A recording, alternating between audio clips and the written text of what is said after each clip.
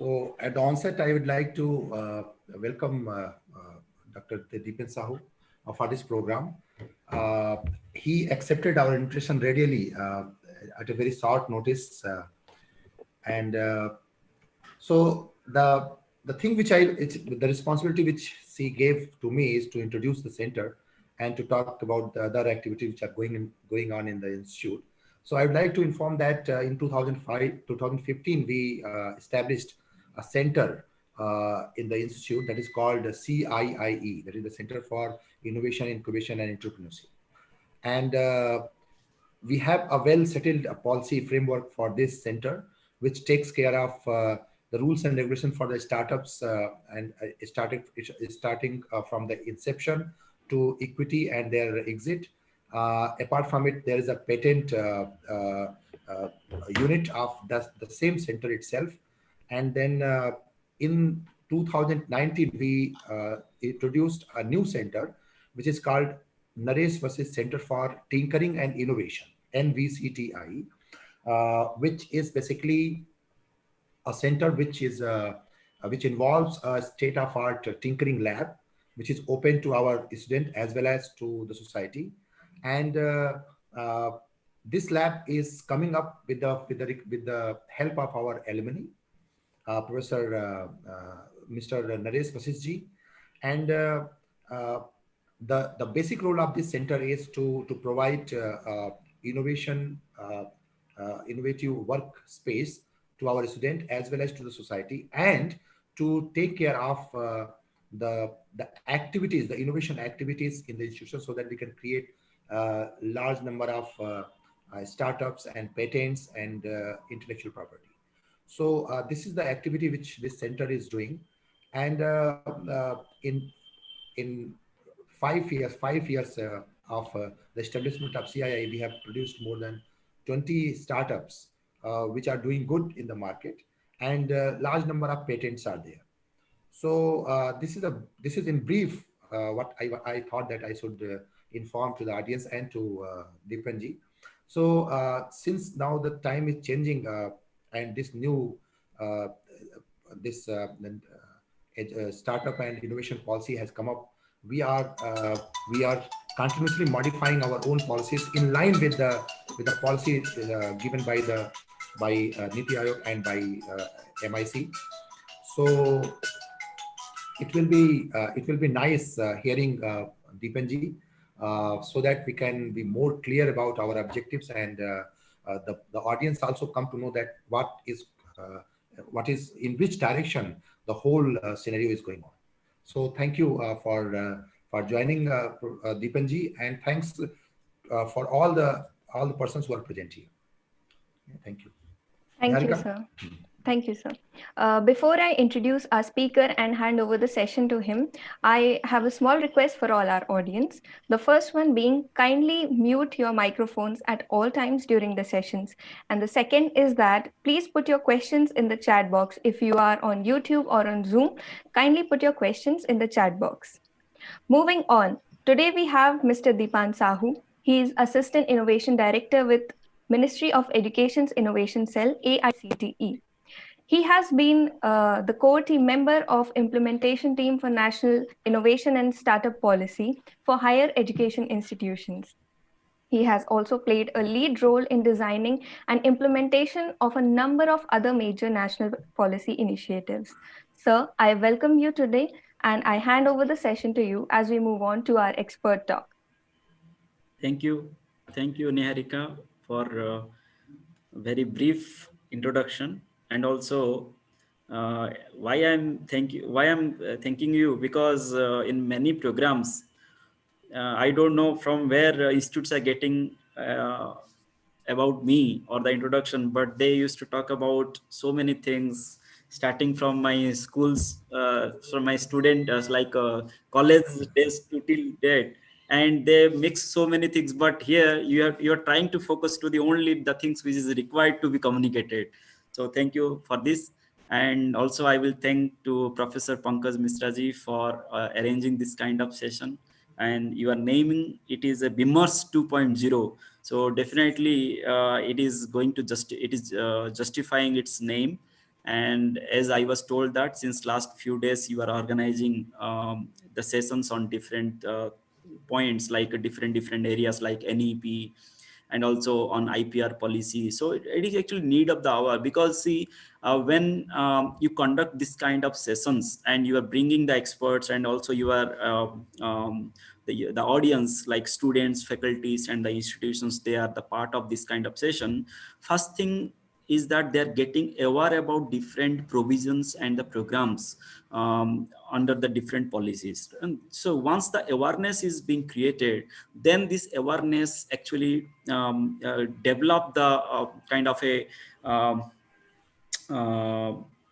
it develop the interest among us to know further in depth, and that awareness leads to the interest, and further that interest help us to explore more and more knowledge and acquire more and more knowledge and information, which leads to change our thought process, and that change in thought process leads to the action and desirable action, which creates the impact or the result at the ground. So all these things, starting from the awareness level to the knowledge creation to the desired output in terms of the actions, everything has its structured approach, which actually required. And in today's context, if we talk about the innovation and startup, still though since last 10 years, this word is actually buzzing around in our society, in industry, and in the higher education institutions, but still we have not embraced it up to its fullest potential. Everybody is talking about innovation and startup, but nobody has gone to the level to actually embrace it. That is the actually situation where actually we are facing, and it is happening because it is not happening because the information is not symmetry. So somebody is getting pieces and bits, some certain information, and when your information is not up to the mark, you will not able to convert into the reality. That is the where actually you are lacking. Though we are understanding, but we are not full in the information. We are not actually trying to acquire that skill, knowledge, and our involvement completely to acquire that.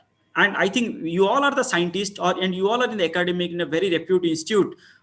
So you must be recognized that when you are trying to do certain research or any kind of any program assignment, you are doing lots of literature study. You are doing lots of secondary research. You are trying to study what is already happened in different sphere of like in different countries or within the country. Why? Because we are trying to validate what we are doing, and we should ensure that we are up to the mark of, or we are updated with whatever happening so far. Then only we can propose something beyond the existing one. That's why called the innovation or the invention or something new knowledge creation. It is exactly applicable in this innovation context, in innovation context also. So this is the why, though because of the large population, because of the large education industry we have, because of the so many variety and diversification exists. That's why definitely where is the diversification, definitely innovation will be there. When there is a market competition, definitely entrepreneurship will come, because the entrepreneurship is, these are the pretext to the this market competition. So diversity again for the innovation. So India is having the market competition, India has the diversified, that's why innovation and entrepreneurship definitely will exist. But up to what extent, what is the quality of that innovation, what is the quality of that entrepreneurship, that is still a question mark for many. And that's why if you will not actually target the quality aspect, then definitely we will not go far ahead. And other countries like you can take the example of China or other Asian countries, also they are actually getting the result in very short span, because they have set the target, that is quality to achieve. And here we are still focusing more on the quantity rather than the quality. And that's why this NEP, this National Education Policy that we brought after 35 years of the first edition, this in the first edition of NEP, it was focusing on the quality as in the quantity of education. But here in the second edition, the updated version, we are focusing on the quality education. This is the actually need of the hour. That's why innovation is a one form of the quality education. So when the quality education will come, definitely innovation will also emerge. And once innovation will come, definitely business aspect will come, sustainability aspect come. All these things will come one by one, because all our innovation will never grow in isolation. Innovation means it is interdisciplinary, it is a cross-sector approach, and it is always a goes hands on hand with the entrepreneurship. That's why this innovation, entrepreneurship, all these are the friends. They are the brother and sister, you can say, or they are the friends. They always go hand to hand. So now comes to our today's topic on national innovation and startup policy. Let me talk about why this policy actually we felt the need of bringing this kind of guiding framework. So far in India, more than 55,000 higher educational institutes are there. 55,000. Those are offering diploma and polytechnic and UG and above, undergraduate and above. And more than 2.5 crores of students are studying at any time in these 55,000 higher educational institutions. But if you will ask me how many institutions have actually understand this innovation and they do some practice on innovation and entrepreneurship, it is less than 1%. It is less than 1%. Hardly you will find 500 to 600, maximum 1,000, or up to maximum level, it is a 2,000 number of institutes have some understanding, or they do something or some activity related to the innovation. When the number of activities are happening in the institution is so much less, then how can you expect that student will also pursue the line of innovation and entrepreneurship? That means the basic foundation, that avenues and the exposure opportunity to students and faculties to understand this innovation and entrepreneurship as a career, alternative career option is not there, because there are no such activities are happening. They are treating innovation and startup as an alien subject. They see that, okay, this is not the extracurricular part, this is not an integral part of the curriculum. That's why they avoid this innovation and startup. And they say that their main focus is to complete the study and get out from the institute and do the job. And that is actually scenario happening in India. Though we are saying that we are the third in dynamic, that is a startup for dynamic ecosystem in world, but still, just assume that at the rate of only 1% of total institutes are only doing active in this innovation and startup, but still we are in the third position. Just imagine that in next 5 to 6 years, when this 1% of the higher educational institute will goes to the 10% of higher educational institute, then you can imagine that where India will position itself in terms of the global innovation index, or in terms of the global entrepreneurship rank, or in terms of the vibrancy of the startup ecosystem in a country. So this is the kind of potential we have. This is the kind of tremendous opportunities we have. But we have to convert into reality. And this is what the new India says. This is what national education policy is trying to address. So all these are the part of the things we have to make it happen. And that's why we felt that national innovation startup policy is required at higher educational institute level to provide the guidance, to provide a framework approach to every institute, so that they will act as an enabling agent. They will try to create, engage so many activities. They will provide so many opportunities for the students to think, to learn, to practice, and to convert the ideas into a solution. And that solution further can be taken to business form in a form of startup. Because startup and innovation are the decentralized way of uplifting the economy, both in social aspect and economic aspect, also in the environmental aspect. So if you will talk about that, if you will compare the startup, and in the other side, if you will put the industry, the bigger industry, the corporates, then bigger industries and the corporates, they never create huge employment opportunities. Though they recruit in a large number, but if you see the number of workforce engaged in the terms of livelihood, the startup and small and medium enterprises are actually, they provide the more employment opportunities.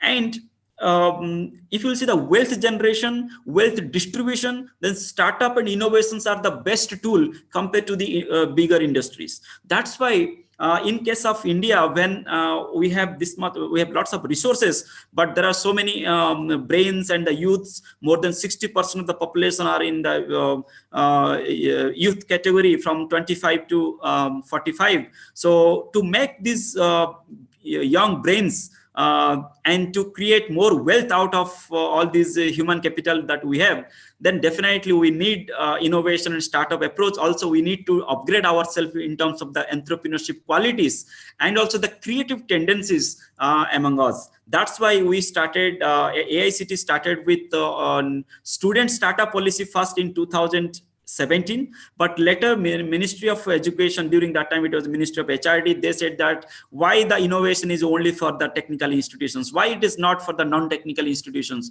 After that, when the innovation cell came and established, then we converted the first edition, that is the first version of student startup policy, into the second updated version that is called National Innovation and Student Startup Policy for higher educational institutions. And this policy intend to provide a guiding framework and to provide all kind of directional approach and support system to the institutions, and so that students and faculties will engage and they will develop that creative tendency and the mindset to work on the identifying the ideas, the problems, and developing the solutions. So this is the what actually this policy intend to provide. And also through this policy we want to achieve another objective. If you will see the trend, actually in the last 10 years, many students, they generally pursue the innovation during their academic, but because of the academic pressure, they leave, because there is no recognition system also for the innovation earlier, that way they leave the innovation, they dropped in the mid, and they more focus on the study. And once they join any kind of job or industry, then after they acquire the skill set and they have through the networking and management skills, and again they leave the job, they realize their dream that they want to become an entrepreneur, then they come back to the incubation unit and they start their startups. So if you will see the profile of entrepreneurs, those are incubated in the incubation units, mostly you will find 30 to 35 and 40 years of age, and mostly they are the engineering and management background, and they have at least 5 to 6 years and 10 years of experience. But why somebody need 10 years to realize that, understand that what is the dream, to discover their dream? They need 10 years time,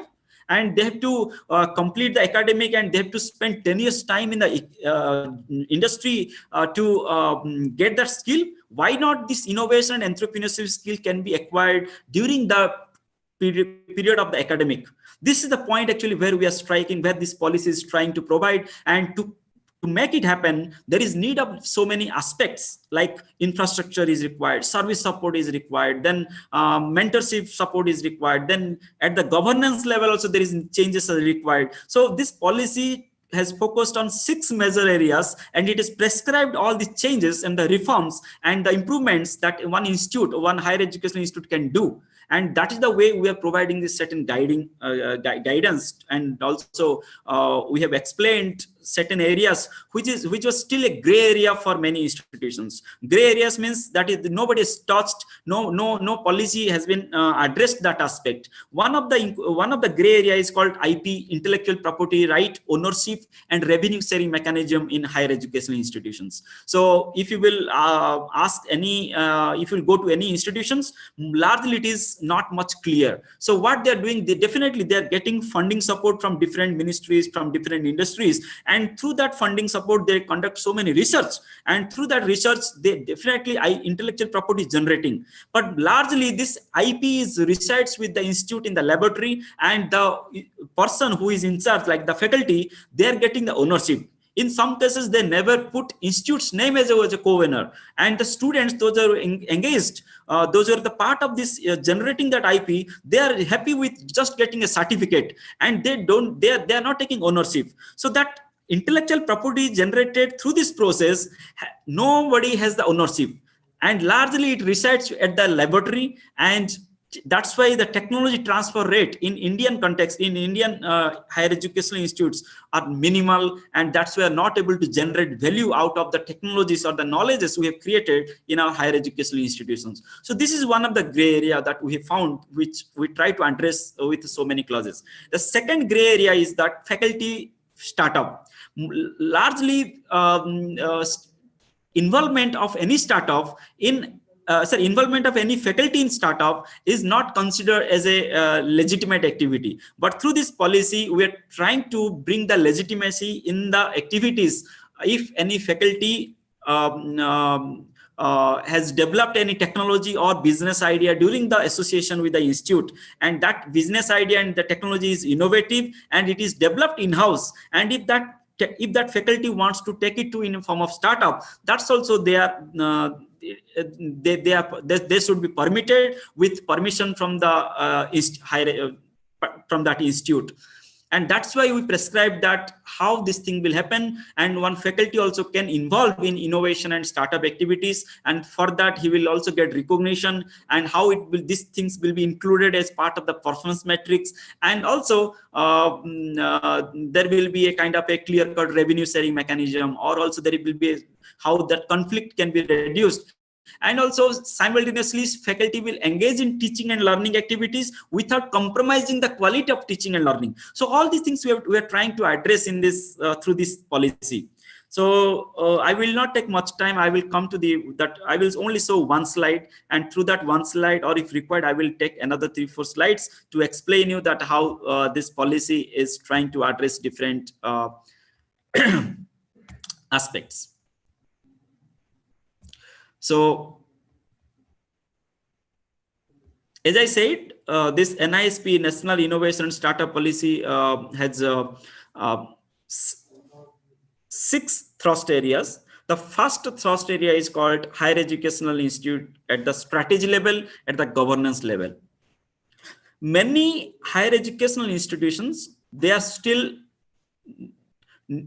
because see, when one institute will be treated as an entrepreneurial or innovative, when that innovation and entrepreneurship will reflect in terms of the mission statement, in terms of the vision statement, also the top leader or the top authority of the institute will talk about it, their involvement will come, their understanding on innovation will come, then definitely there will be reflection of entrepreneurship, entrepreneurial approach, and innovative approach at the strategy, at the governance level. So this is the first one we have suggested, that at the governance level, the top leaders should understand this innovation, should understand the importance first. First, they will get oriented. They will come up with the different approaches and the strategies regarding resource mobilization, regarding the infrastructure creation, regarding how that autonomy will be provided to the different centers that is focusing more on innovation and entrepreneurship, how to create the facilities that will be interdisciplinary, and how innovations and startups should be recognized, encouraged, promoted or supported at different stages. So these are the part of reforms we are suggesting at the strategic approach and the governance level.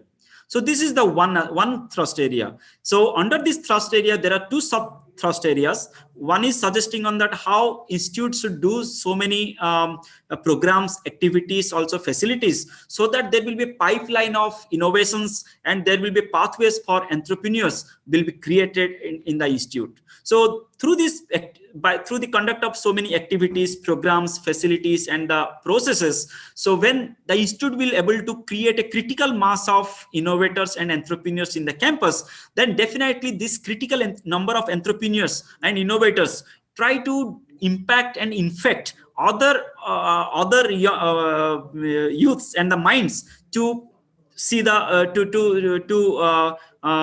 pursue this path. So this is kind of a spreading the virus in the community in terms of the innovation and entrepreneurship, so that it will try to infect other minds, and it's a positive infection, because through this positive infection, we want to create a healthy competitive mindset, healthy competition among the students and faculties, because this innovation and entrepreneurship gives an immediate result in terms of the recognition.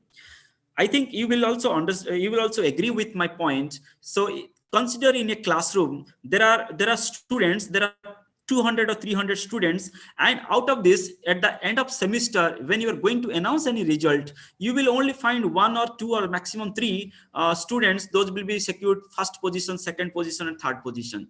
But those are in the 4th, 5th, and 6th and 7th position. Definitely they have tried a lot, but in case of academic achievement, there will be always a 1, 2, 3, and you have to work throughout the semester to get that position, and once you reach to that position, you have to retain it with extra hard work. But in case of the innovation and entrepreneurship, is one student sitting in the back bench, if he will think only 1 hour per day and try to find a solution to the problem exist in the nearby society or the community or in the even the campus or of the colleagues, then if will come up with a one solution, and if that solution will be get demonstrated in the public or recognized in any one of the competition, then definitely in the next day that student will get recognized and will get public coverage and public kind of a fame in very short time. So for that, he or she need not to wait for 1 semester and work more than 12 hours per day to stay in the first, second, or third position. So this is the difference between the innovation, entrepreneurship, recognition,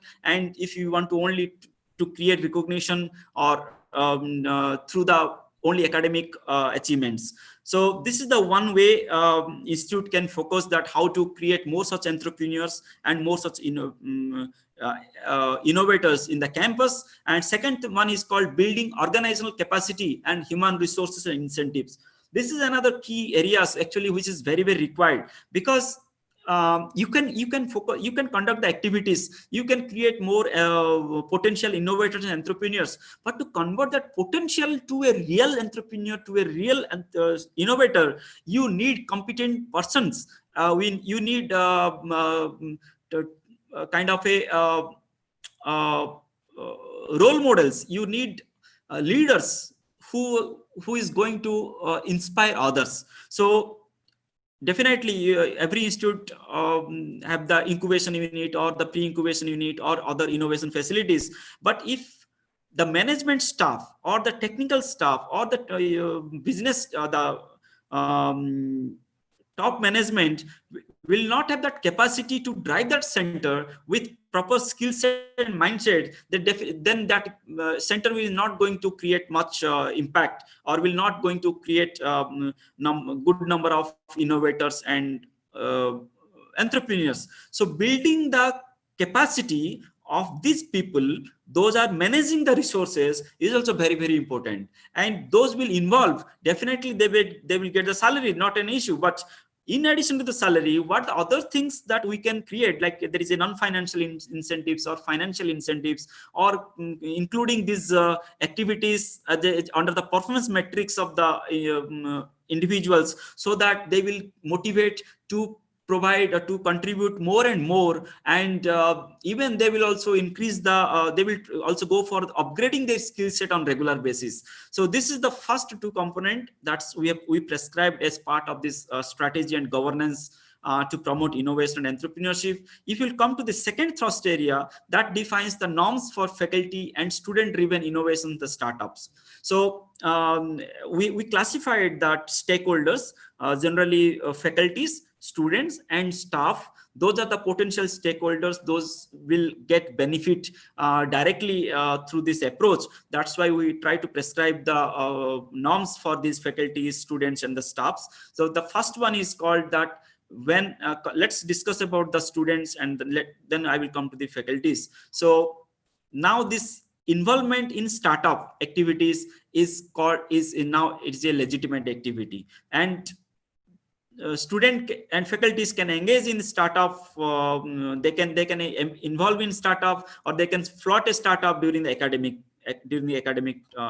period, and they can take one semester break, or they can take the year-long break. If it is student, they can take a break, year break, and they will spend much time in their startup or innovation. Again, they will come back and they will complete their education. In case of faculties, they can take their earning leaves, they can their sabbatical leave, and they can spend full time in the startup, and they can again join back the education, that is teaching and learning. This provision is also there. And here also it is provision also is there that student they can use the hostel room to register their companies, and they can access to the incubation unit, they can access to the pre-incubation unit, for which institute have to create the facilities and the support system for these students and faculties. And for students, if any student start any kind of a innovation, or they start any startup, and during the process they spend much time, and because of what, if there is some shortage in attendance also, that in that case also institute can set up a committee, and they can consider on case to case basis, and they can provide they can consider the, if the up to certain level, the threshold institute has to define up to what extent they can consider if somebody has some shortage in the attendance sheet. So some relaxation in the attendance shortage also provision is also there. But if all the provisions, what I'm saying, everything that institute has to consider based on the situation, based on the regulatory system, based on the constraint, based on the opportunities provided to that particular institute. We are suggesting a guiding framework. That doesn't mean that you have to copy and paste the exactly same things. Maybe certain components, certain activities, you need much time, and you have to strategize in such way that you have to classify these activities and action points into short-term, mid-term, and long-term category. And accordingly, you have to set up the milestone for each and every activities or the action points that you prescribe or create provision under these policy documents. And accordingly also you have to see that which activities can be converted into or can be implemented given the situation of resource availability, and also the different opportunities and the constraint, and accordingly you have to implement. So this is called the benefits for the students and faculties. And the second one, the third one is for the faculty startups, because this is very critical. Because generally when you will allow that, okay, faculty can do the startup, then they will start involving in so many things that it is beyond the control of the even institute. That's why we clearly said that faculty can start a startup, but that is not anything whatever he wants. It should be a business is based on the technology developed within the institute, or where the faculty has the ownership on the technology or the intellectual property. So in that case, faculty can take that technology into a startup form with permission from the institute competent authority. And institute has to prepare the full document, they have to approve by the board of council, and also they have to formalize in such way that this faculty startup mechanism can be put in place. And also this NISP suggests that faculty cannot spend 20% of their time towards the startup. So if they want to stay in this teaching and learning job, then up to 20% they can spare towards the startup activity. Remaining 80% they have to focus on the teaching and learning. And in this situation, faculty can take the can become the owner or the co-founder of the startup, but they cannot draw the salary from the institute, salary from the startup, because now faculty is the founder, but he can take the dividend, or he can take the share on the profit or the loss, but he cannot draw the salary or cannot take the employment position in the startup he or she has created. So this is the kind of way faculties are can engage in this kind of a startup activity. Now comes to the third thrust area, that is called incubation and the pre-incubation support. So incubation and pre-incubation support says that every institute should focus on incubation and pre-incubation. Generally, incubation is more capital intensive, time consuming. Also, it needs lots of organizational capacity to manage and to implement the incubation programs. So institute can start with pre-incubation support by creating a dedicated facility of 600 square foot minimum, and where students can come from the different discipline. They can come and they can discuss, they can brainstorm, and once gradually you will develop the capacity, then you go and establish the incubation support. And for that you can utilize the fund, that is because it's provision of 1% of the total budget can be provisioned for creation of the facilities and also supporting the innovation and startups as part of governance and strategy thrust area this NISP prescribed. So institute should focus on creating more such support facilities, pre-incubation, the incubation, and also if institute has no incubation unit, then they can connect and collaborate with incubation units present nearby or with other institute, so that the students, those reach up to the business model stage, they can further link with the incubation unit for further support. Now comes to the fourth thrust area, that is on IP ownership right, which is still a gray area in many institutions. We observed that in many institutions, faculty register or got, then generally they go and register the intellectual property on their name, and they keep institute from that ownership. In the other extreme, we observed that when one IP generate and the faculty or the students, they generally not use, they have not used the institute resource substantially, but institute come and claim the ownership on that. So both sides are there, both extremes are there. So trying to bring some homogeneity and also trying to address these discrepancies found in this IP generation and ownership.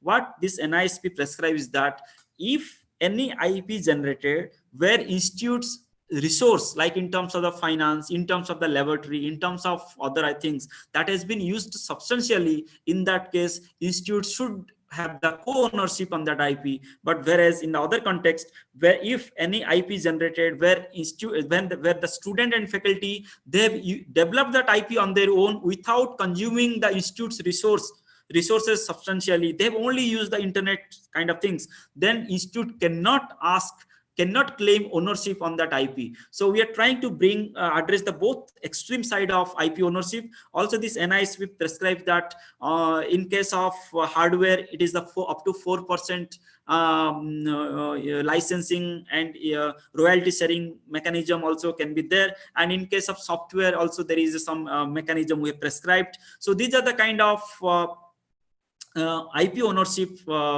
sharing mechanism clearly stated in this NISP document. Also another thing is we have prescribed under this NISP is that if one faculty or any incubating company, they come to the incubation unit, the incubation unit cannot ask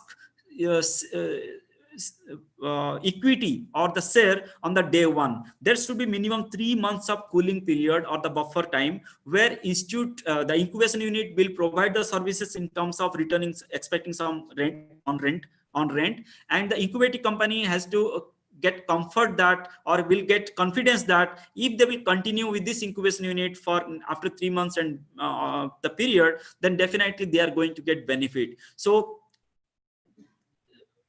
institute or the incubation unit and the incubating company, they will come up with a model of mix of both rental, equity, and also certain services can be also offered in free way or the free mode. So this is the way institute has to devise the incubation policy and the incubation guideline, and all these documents should be made clearly visible and access to the public, so that there will be no information asymmetry. And also there is some there is upper cap for equity sharing mechanism with incubation unit and the incubating company. So this is called this is up to the 9.5% one incubation unit can claim. They cannot ask more than 9.5% of equity to a incubation unit, to a incubating company, either be it a faculty startup or a student startup or a startup formulated or set up by the outside entrepreneurs. So these are the some points. So if you go through these documents, then you will get more and more detail. Also there are so many videos are there, and with examples I have explained each and every clause, and you can make use of all these videos that is present in Ministry of HRD Innovation Cell's YouTube channel. And now comes to the fifth one, which is the last one, that is called pedagogy and the learning interventions. Especially it suggests that because every higher educational institute has their core competency in coming up with new courses that is demand that is having demand among the startups and the student startups and the innovators. So diploma level or the at the short-term certificate kind of courses, or elective, major, minor, core credit courses. So this kind of courses on innovation, entrepreneurship, and IPR should be floated by this higher education institutes. So this is the where we provide extra emphasis on that, how this kind of teaching and learning interventions can be made by the higher education institutions. And the last one, as every institute not having the all kind of resources and the access to the thing, so the collaboration, co-creation, and the relationship and knowledge exchange with external agencies is must. Then only resources can be deployed, can be engaged, and can be mobilized among the institutions, among the stakeholders. And through this through this strategic approach, a better ecosystem or a vibrant innovation startup ecosystem can be established in our higher education institutions. The sixth thrust area, which is across all the thrust areas, that is called entrepreneurial performance impact assessment, which says that whatever the activities you plan, you implement at the institute level, at the central level, or at the state level, everything in every component there should be some impact monitoring and impact assessment component, which will help you in setting up the key performance indicators, which will help you in setting up the goals and objectives for each and every action. Also, it will help you to measure to the progress of that particular activity, and also during the implementation and beyond the implementation, it will help you in measuring the impact of that activity, that how it has helped the institute or the community in terms of creating more values, or creating wealth generation, or creating income generation in the society through this innovation and entrepreneurship approach. So these are the kind of a major thrust areas and provisions we have included in this NISP document. So I think I've taken the full time of 40 minutes as I have committed in the beginning of the session. So I hope you will make use of all these YouTube videos that is already there, and it is a length of more than 2 hours, 2.5 hours, even 1.5 hour session is also there. And I have explained each and every clause with examples that will give you a better prospect. But this is also, I try to touch each and every point that should be kept in mind. That is also benefit for each and every person, those are attending in this session. So thank you, Professor Pankaj Misraji, and also all the members of part of this IIT ISM Dhanbad. And now over to you. Thank you, sir. It was great listening to you. You gave a very nice speech. You explained all the problems that we are facing, and also about all the solutions to all of them. And you very rightly said that innovation is one form of quality education. Without practically doing anything, we cannot really acquire the correct knowledge. Moving on, we will come to the Q&A session. I request all the participants and the audience to drop in their questions.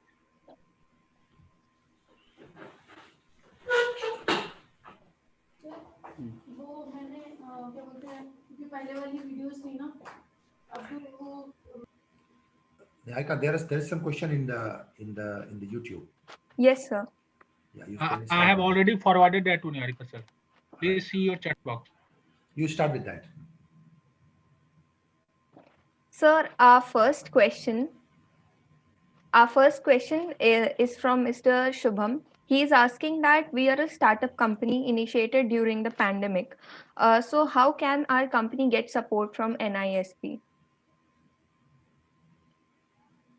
You are mute, sir. No. See, is it a student startup? Yes. I'm not sure, sir. The yes. came on YouTube. Yes. It's a NISP is a policy document or the guiding framework for higher educational institutions. To implement it, to cover more and more provisions that is made in this NISP, institute has to first bring that policy. It should be reflect in the policy of institute. That's why 3 months back we started one training program for our institutions, so that we also in the process that how majority of the institute those will formulate one innovation startup policy for that particular institute, so that the students and faculties are studying that particular institute will get maximum benefit. Sometimes what happen, center will bring one guiding framework, but so far institute will not adopt it. Then the direct benefit of the students and faculties will not get the direct benefit. If it is a funding part, then definitely it's okay. We are conducting national innovation contest, and also we conduct so many other programs like innovation ambassador training, and also we provide so many other opportunities. That is fine. But what we are expecting that each and every institute should create that opportunity, should have this enabling environment.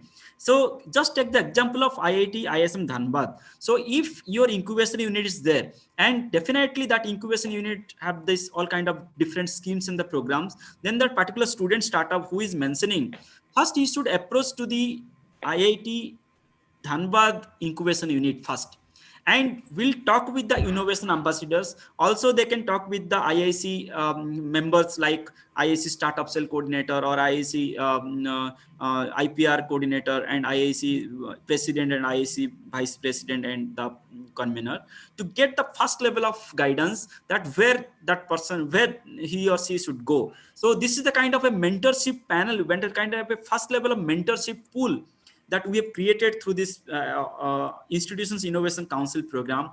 And all these programs that you can say that IIC or NISP, all are integrated. So what we're expecting that the soon institute will establish this, adopt this National Innovation Startup Policy provisions, and will come up with a very, very clear-cut guidelines and the mechanism and support system at the institute level. Then student will get more better opportunities. But student has always is open space. They can move to any institute, they can move to the any department or any ministry, and they have to keep their eye open that what kind of funding support like BIRAC and DST and other ministries, they're coming up with the regular programs on innovation and startup. They provide funding support through this incubation unit. So they have to bring startup. You should keep your eye open, ear open, and you have to explore that where is the opportunities there, and you have to grab it.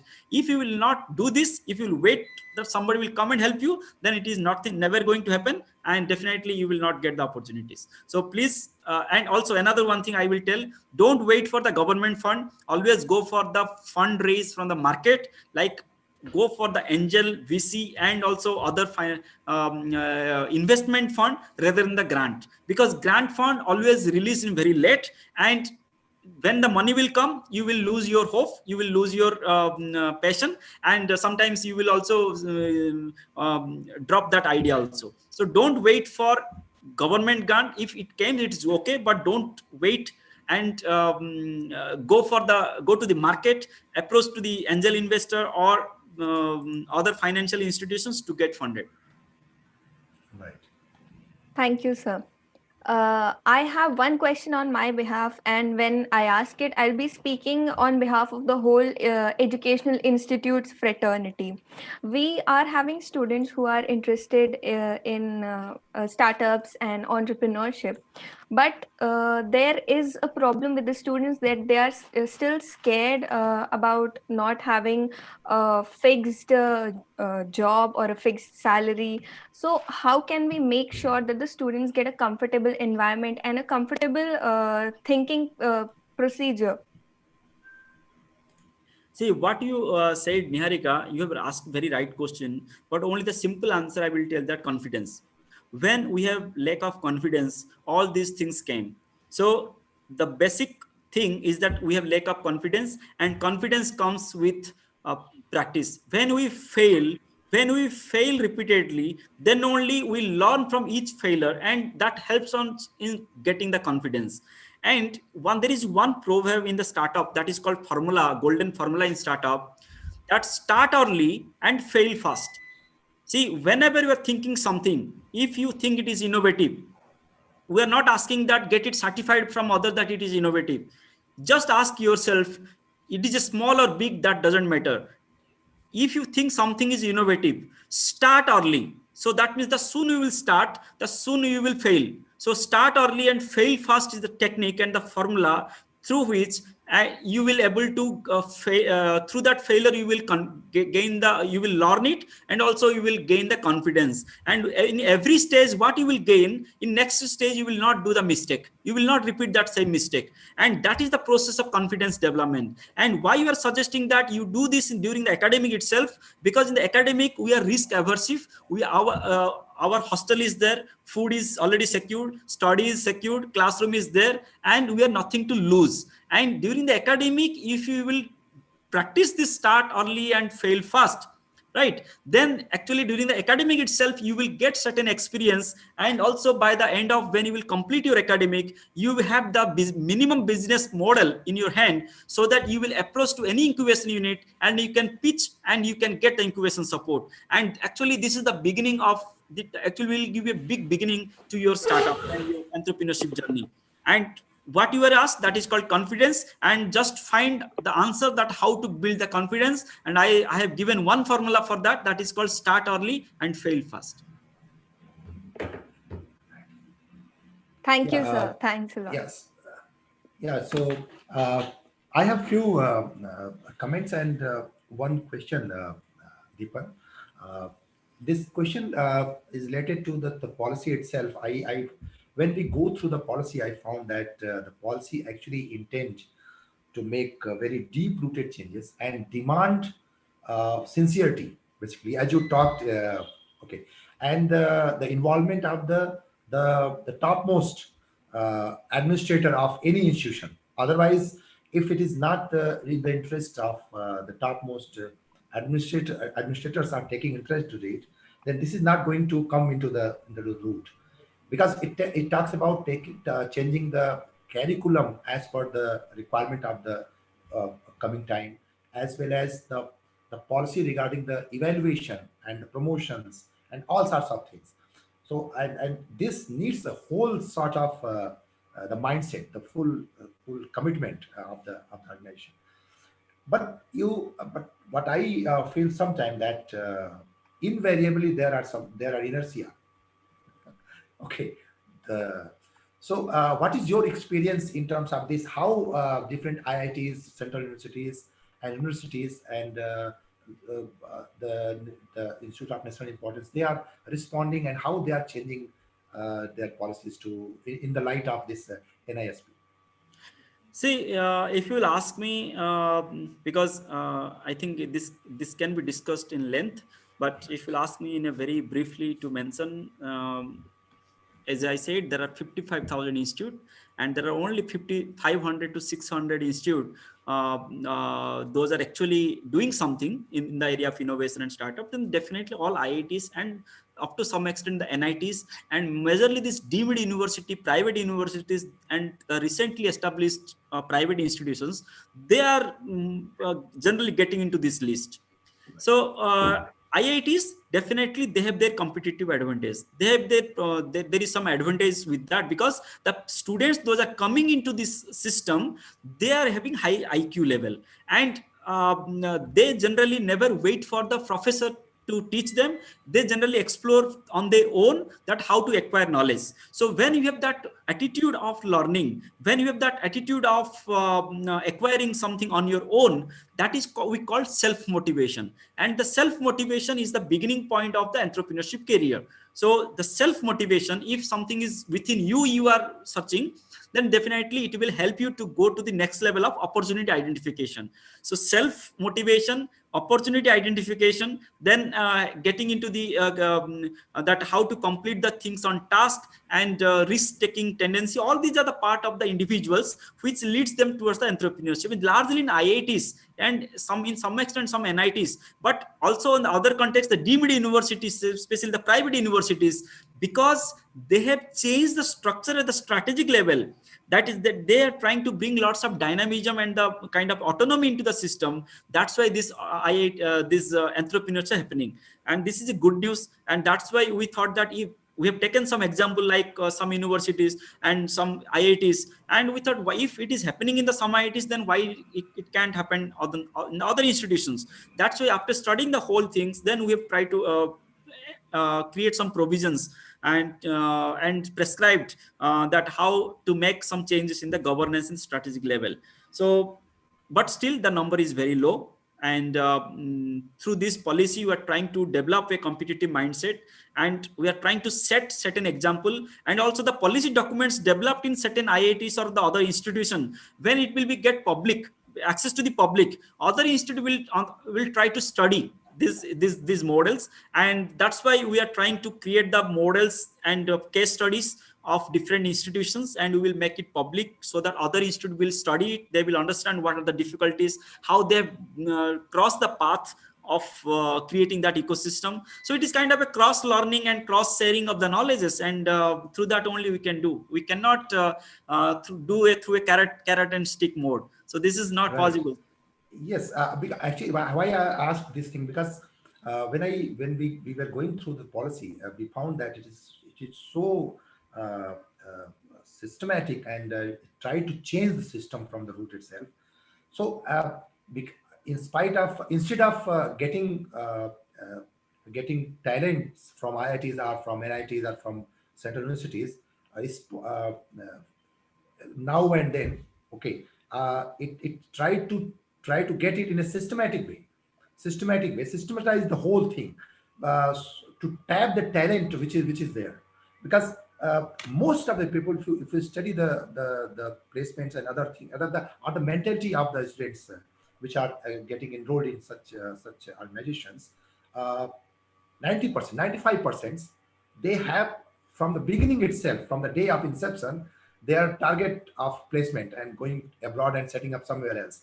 So changing the curriculum and telling them about to think about starting their own entrepreneurship or something like that in a systematic way is the need of the hour. Yes. Actually, we need both type of categories. We need job creators. We need job seekers. There should be some balance, right? We cannot say that completely job seeker community and completely job creator community. If everybody will create job, then who is going to be the customer of that? So we need, but there is need a balancing approach, and we don't expect that all student will convert into innovator, all student will convert into entrepreneur. But actually what we are expecting, that everybody should have that skill set, have that mindset. So whenever they have developed that mindset, because when they will engage in this kind of activities, definitely they will fail. They will but through that failure process, they will understand so many things, they will learn so many things. So when they will join any job, they will perform better, because job performance in a job is not the technical knowledge. Performance in a job is that how you are understanding, how you are reacting to that situation. So this is more on the kind of cognitive thinking, rather than the kind of a more technical skill, because everybody study in their academic, but we never utilize all the things what we learn. Actually, it is the kind of what we actually experience during the process of in our professional life. Sir, one more point I would like to, just the last one, that while recently we were looking to the area ranking criteria and the points, we realized that most of the points now they are taking from this NISP and NEP. Okay, so whether in future we expect that the funding of the government is also going to be linked with this? Yes, likely to be. Now we are thinking that how that BIRAC funding or the other ministry fundings, before they shortlist, before they go for the next level scrutiny, they should use this ranking system, so that other institutes see this ranking reflects the somebody's effort, the institute's commitment, institute's efforts towards the innovation and entrepreneurship. Simply without demonstrating the effort, if somebody will go and get the project, then what will happen? So definitely there will be some point of convergence somewhere, so that once the things will get established, like in next 1 or 2 year, and gradually the government is going to use this NIRF and this auto ranking score and the system as one of the reference point to shortlist and to select the institutions for the benefit, to get the benefit under any particular scheme or program. So this is the actually, because we need some convergence, right? So you can name it IIC, you can name it is NISP, you can name it auto ranking. All these are now slowly converging. We are planning in such a way that now it is converging, so that everybody will put their concentrate effort, and one will be complement to the another one. So it's they will go either complementary or supplementary way, all these programs. So then because policy is that only, policy never operate in a standalone or isolation. Policy means there are so many programs, schemes trying to focus certain thrust areas. So then only if one thrust area, if one approach will get failed, other approach will get will help it. So it is kind of a multi-dimensional approach to achieve one goal. Yes, thank you. Thank you, sir. Due to the time constraint, we have one last question from one of our students. He is asking, can we bring NISP to school level? And if yes, then how? Further expanding, he's saying that, for example, in the developed countries like US, etc., students are given a lot of flexibility in accordance with career choices or entrepreneurship. So can we bring NISP to school level? And if yes, then how? Yes. So in India, we started with higher education institute level, but definitely if you take any other European countries, you can take the Netherlands, Denmark, they are already implementing innovation and startup entrepreneurship at the school level, at the elementary school level. But actually the approach is different, because you cannot teach them with jargons. You cannot teach them by sitting. So there is a different way of approach of teaching and making them understand about the different components of the innovation and entrepreneurship. So in case of India, mostly the schooling system is state specific, but in case of higher educational institutions, some extent we have there is some homogeneity is there, because but in schooling level there is so many of diversified approach is there. But definitely government approach will be always there to bring introduce. If you are aware that in Delhi NCR, sorry, in the Delhi government, they've already introduced entrepreneurship at the schooling level. It was happened in last 5 or 6 months back.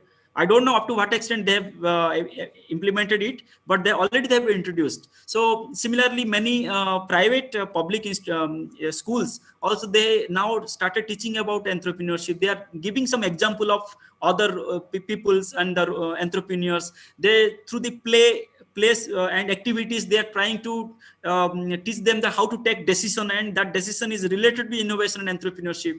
So this is the way there are so many different approaches, and I think India is also should start preparing towards implementation of this kind of innovation startup at the school level. And this is the good step is that under this national education policy, they have emphasized on this. So when NEP will start implementing at the ground, then definitely this will also will considered, and it will be implemented at the school level. I believe in next 1 to 2 years, definitely it is going to happen. Thank you, sir. With this, we have come to the end of our session for today. I would like to thank you, Dipan sir, for being with us. You are an esteemed guest, and we had a very good time. The session was very interesting and encouraging also for all of us. And it's always said that the quality of a session depends on how good the speaker is and how he's expressing his views. Sir, we want to thank you from the depths of our heart. Also, I would like to thank Professor Pankaj Mishra, also Professor Ajit Kumar for being here with us. He has been conducting and moderating this session. He is the events coordinator of Faculty Innovation Cell. I would also like to thank all the student coordinators of Student Innovation Cell. And above all, I would like to thank our audience who have been here with us on Zoom or on YouTube. The session has been really great, and thank you for being here. At last, I would request all of you to please turn on your cameras so that we can take a quick photograph of the event. That is the best part.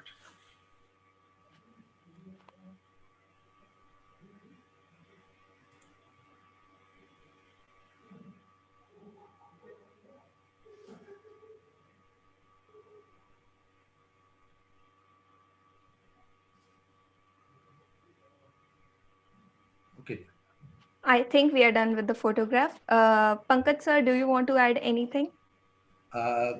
No, you have said everything. Just I wanted to thank again to Dipan Sahu sir. Thank you, sir. Thank you very much for your time, and we will be in touch in future also. Sure, Yeah. sure. And we will keep on taking guidance from you. Sure. It will be my pleasure. I always there for to help you all, and whatever also to learn from you all also. So it's kind of a both side flow of knowledge from both sides. It should not be one side. So Yes. thank you for. Thank you very much. Thank you, sir. Thank you, everyone, for being with us. Stay safe and healthy, both physically and mentally, and a very happy new year. Happy New Year to you.